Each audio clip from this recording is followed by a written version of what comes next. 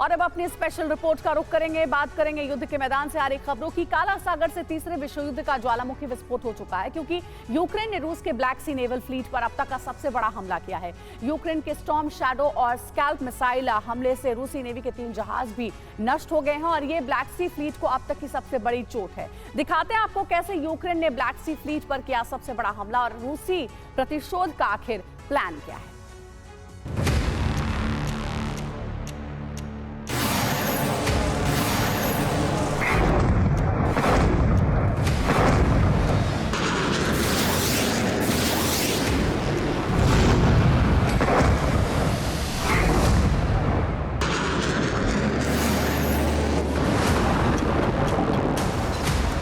Ukraine Crimea विजय की शपथ पर अड़िग है और इस संकल्प को पूरा करने के लिए यूक्रेनी मिसाइल ब्रिगेड ने क्रीमिया के सेवेस्तोपोल बेस पर जबरदस्त प्रहार किए। यूक्रेनी सेना और यूक्रेनी इंटेलिजेंस का साझा ऑपरेशन कामयाब रहा और रूस के ब्लैक सी फ्लीट के तीनों जहाजों की जल समाधि बना दी।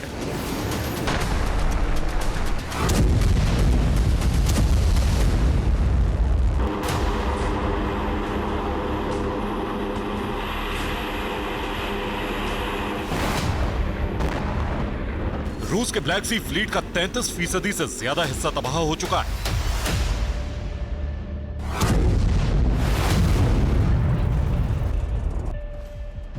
लेकिन यूक्रेन के इस हमले को सबसे विध्वंसक और सबसे कामयाब माना जा रहा है।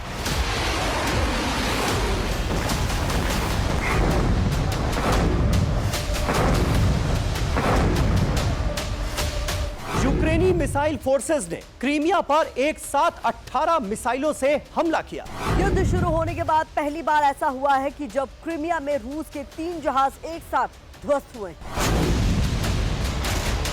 यूक्रेन ने काला सागर तट से सटे ओडेसा पोर्ट से क्रीमिया पर हमले किए।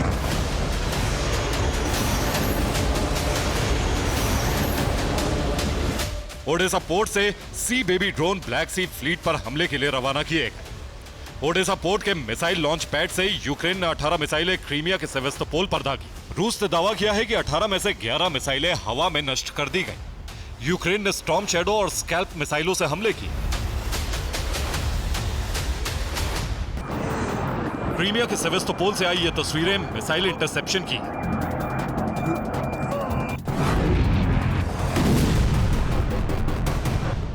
रूस के पंचर और S-400 एयर डिफेंस सिस्टम ने मिसाइलों का शिकार किया, लेकिन रूस यूक्रेन की सभी मिसाइलों को नहीं गिरा पाए और इन मिसाइलों ने रूस के ब्लैक सी फ्लीट में तबाही मचा दी।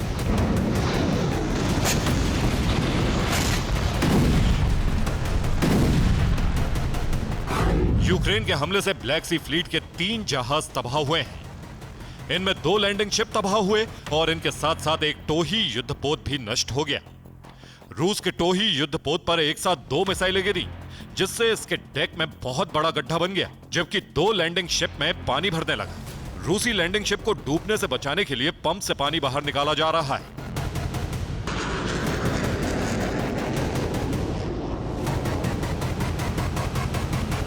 रूस के ब्लैक सी फ्लीट पर एक दिन में अब तक इतना बड़ा हमला नहीं किया गया था। यूक्रेन ने सी बेबी ड्रोन और मिसाइल के कोऑर्डिनेट हमलों से ब्लैक सी फ्लीट के जहाजों को ध्वस्त करके रूस को बहुत बड़ी चोट दी।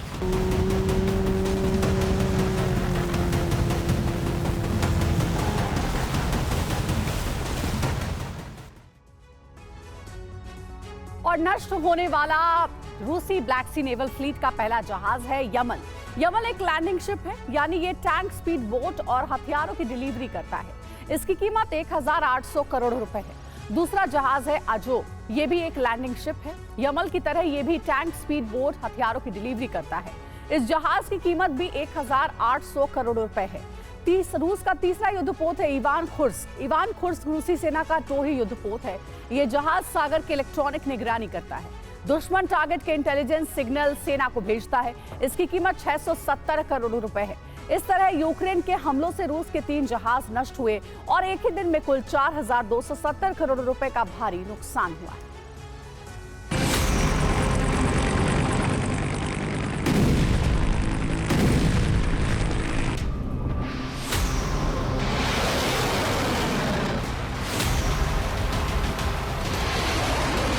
क्रीमिया पर हुए इन हमलों में रूस के जहाज ही नहीं नष्ट हुए हैं, बल्कि कई अहम सैन्य इंफ्रास्ट्रक्चर भी यूक्रेन ने ध्वस्त कर दिए हैं।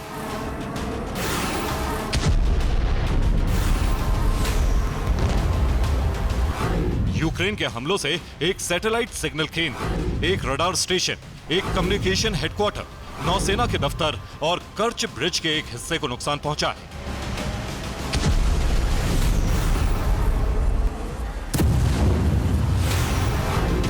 हमलों के बाद यूक्रेन की रिपोर्ट है कि रूस ने कर्च ब्रिज से सैन्य साजो सामान की सप्लाई रोक दी।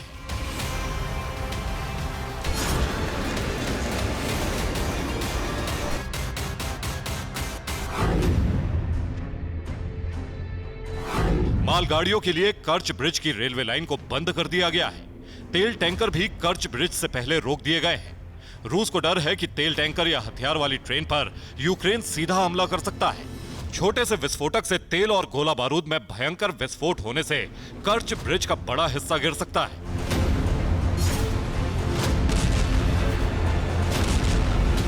यूक्रेन ने कहा है कि अभी हुए हमलों से रूस अगर हैरान है तो आगे और बड़े और औचक हमले किए जाने की तैयारी है। ये है यूक्रेनी सेना विंग की सिक्योरिटी सर्विस एसबीयू के प्रमुख लेफ्टिनेंट जनरल वेसल मलियोव। वेसल ने ही रूस को यह चेतावनी दी।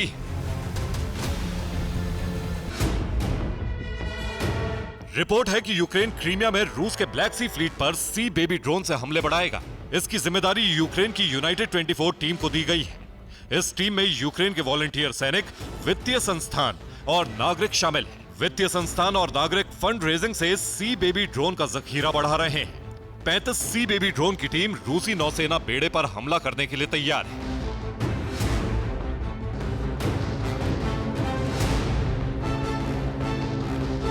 यूक्रेन ने ठान लिया है कि अब सेवेस्तोपोल बेस से रूस के ब्लैक सी फ्लीट को हटाकर ही दम लिया जाएगा।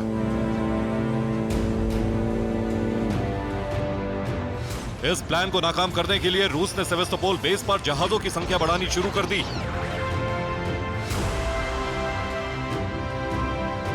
रूस ने जॉर्जिया के अबखाजिया बेस से कई जहाज सेवेस्तोपोल रवाना किए हैं। इन्हें ब्लैक सी फ्लीट की सुरक्षा की जिम्मेदारी दी गई है। ब्लैक सी में यूक्रेन के सी बेबी ड्रोन रोकने के लिए बारूदी माइंस बिछाई जा रही हैं।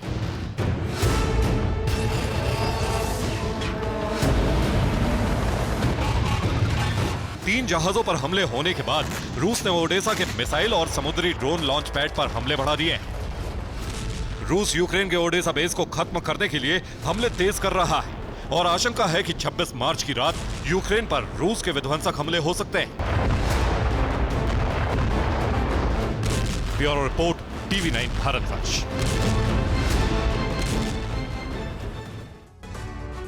रूस की जांच एजेंसियों को क्रॉकस हॉल हमले में लगातार कामयाबी मिल रही है। 4 आतंकियों से पूछताछ करने के बाद 3 और लोगों को आरोपी बनाया गया है। रूस से आतंकियों की जैसी तस्वीरें जारी की गई, उसे देखकर ISIS खुरासान ने रूस पर फिर बड़े हमले की धमकी दी है। ISIS पकड़े गए आतंकियों के टॉर्चर से गुस्से में है और रूस को इसका अंजाम भुगतने की धमकी दी है।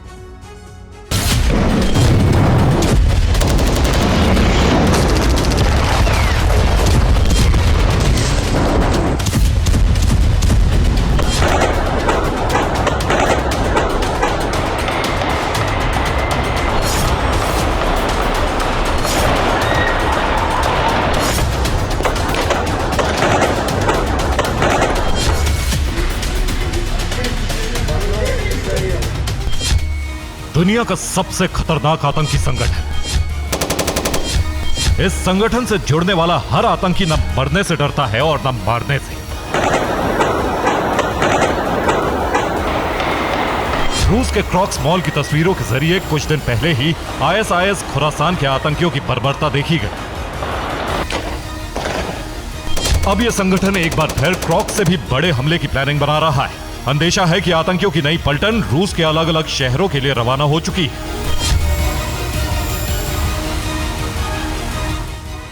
ऐसा इसलिए क्योंकि मॉस्को में क्रॉक्स हॉल में गोलियों की आवाज थमने के बाद यूक्रेन में धमाकों का शोर थम नहीं रहा। मॉस्को में आतंकी हमले के बाद से पुतिन की सेना अपना गुस्सा उतार रही है। तो दूसरी तरफ रूस में पकड़े गए आतंकियों से जो सलूक किया जा रहा है वो उनके चेहरे से नजर आ रहा है। रूस में आ रही ऐसी तस्वीरों ने ही आतंकी संगठन आईएसआईएस को गुस्से से भर दिया है। आईएसआईएस खुरासान क्या करने वाला है, इसकी चेतावनी जारी कर दी गई है।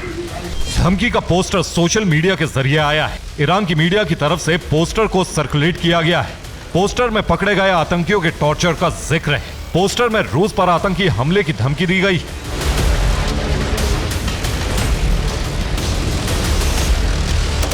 रूस में अब तक आईएसआईएस से जुड़े 11 संदिग्धों को पकड़ा गया है, लेकिन माना जा रहा है कि आईएसआईएस के कई और मददगार या आतंकी रूस में हो सकते हैं।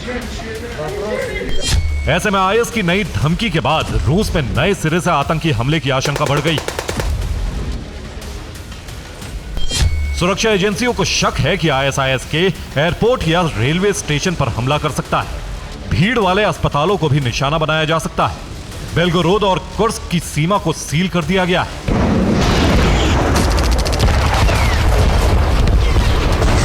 पहले 4 आतंकियों को रूस की जांच एजेंसियों ने रिमांड पर लिया था, लेकिन जांच बढ़ने के बाद अब 3 और नए चेहरे इस लिस्ट में शामिल हो गए हैं। जांच एजेंसियों ने एक ही परिवार के 3 लोगों को गिरफ्तार किया है।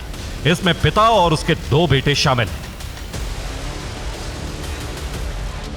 संदिग्ध के तौर पर गिरफ्तार एक और शख्स पर हमले का केस चलाने का आदेश आया है।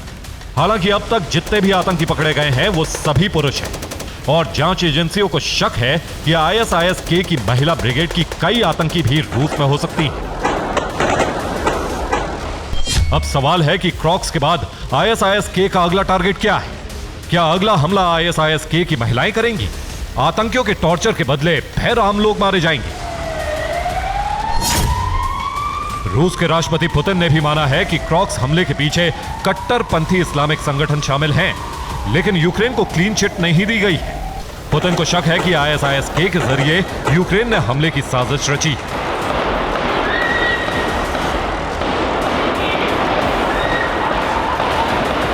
पुतिन के मुताबिक आतंकी हमले के बाद यूक्रेन बॉर्डर की तरफ भाग रहे थे, जिससे जाहिर है कि आतंकियों को यूक्रेन में पनाह मिलने वाली थी।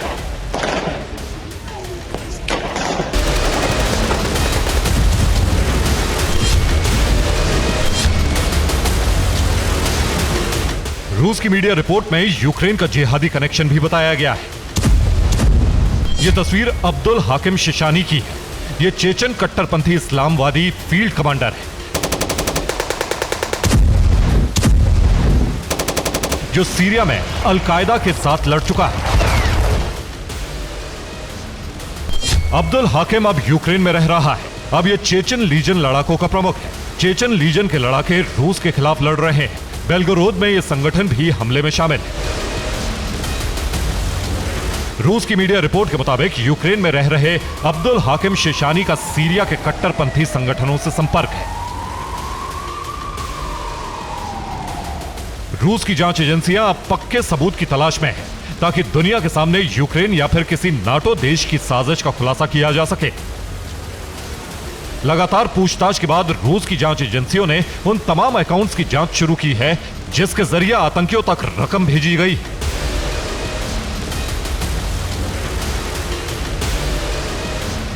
अहम यह भी है कि तजाकिस्तान के नागरिक पिछले दिनों कहां रहे और कितने वक्त तक रहे। आईएसआईएस-के की नई धमकी के बाद रूस की खुफिया एजेंसियां सतर्क हैं। दुनिया भर में आईएसआईएस खुरासान के ट्रेनिंग सेंटर्स से खबरें जुटाई जा रही हैं। रूस ने पिछले दिनों दूसरे देशों से आने वाले लोगों की जांच शुरू करवाई है। सभी लोगों के पासपोर्ट और वीजा की जांच के साथ उनके आने के मकसद की सच्चाई का पता लगाया जा रहा है। हालांकि बेलगोरोद और कुर्स्क, जहां बड़ी तादाद में रूस विद्रोही जंग लड़ रहे हैं, वहां से आम लोगों के बीच छिपकर आए लोगों की पहचान करना जरूर मुश्किल है।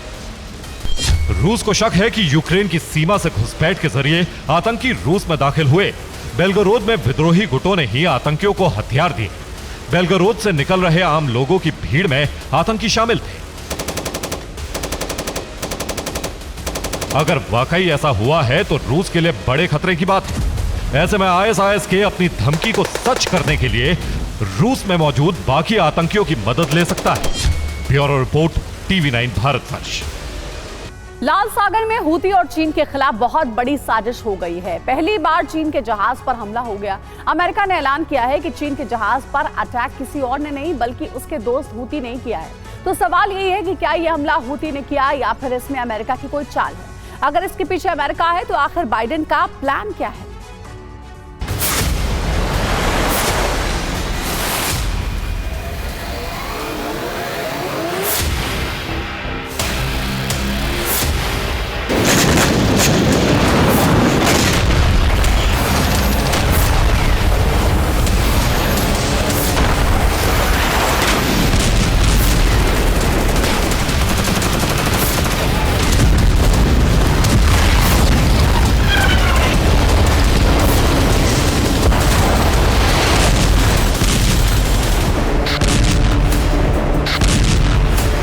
लाल सागर की जंग में वो हो गया है जिसकी कल्पना किसी को नहीं थी।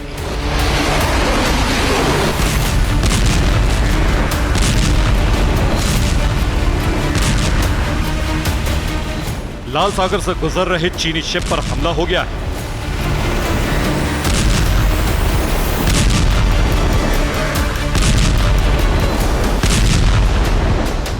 यकीन करना मुश्किल है पर सच यही है।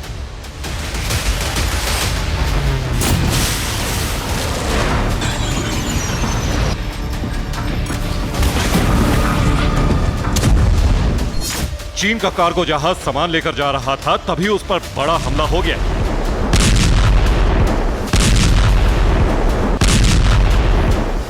यह पहली बार है जब लाल सागर में चीन के जहाज पर हमला हुआ है। सवाल यही है कि आखिर चीनी जहाज पर यह हमला किसने किया, हूती ने या फिर अमेरिका ने। ये सवाल इसलिए उठ रहे हैं क्योंकि चंद रोज पहले ही हूती ने रूस और चीन के जहाजों को लाल सागर से गुजरने की छूट दी थी।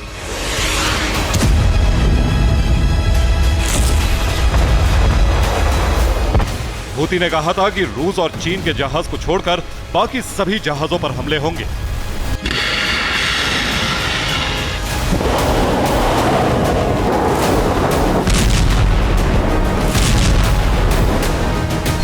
पांच दिन पहले ओमान में हूती, रूस और चीन के प्रतिनिधियों की सीक्रेट मीटिंग हुई थी। इस मीटिंग में हूती ने चीन और रूस से डील की थी। डील में तय हुआ था कि हूती चीन और रूस के जहाजों की सुरक्षा करेगा, बदले में चीन और रूस उसे हमले करने के लिए हथियार देंगे। लेकिन इस समझौते के उलट चीन के जहाज पर बड़ा हमला हो गया। अमेरिकी सेना ने बयान जारी करके कहा है कि हमला हूती ने किया, लेकिन हूती की तरफ से इस बारे में अब तक कुछ नहीं कहा गया है। इसीलिए सवाल उठ रहे हैं कि कहीं ऐसा तो नहीं कि हमला अमेरिका ने करवाया हो, ताकि हूती और चीन के बीच जो करार हुआ है वो टूट जाए।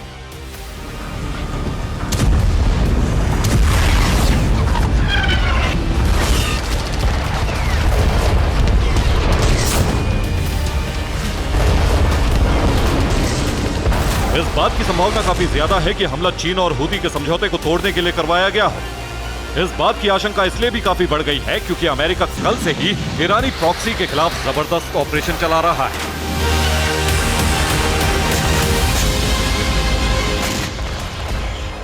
सीरिया में अमेरिकी सेना ने कई जगहों पर एयर स्ट्राइक किए।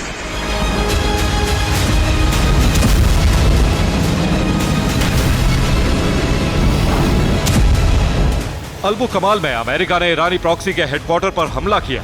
बताया जा रहा है कि हेडक्वार्टर के अंदर ईरानी सेना के कमांडर्स और ईरानी प्रॉक्सी के कमांडर्स बैठक कर रहे थे। बैठक में हूती के कमांडर्स भी शामिल थे। तभी अमेरिका ने धमाका कर दिया।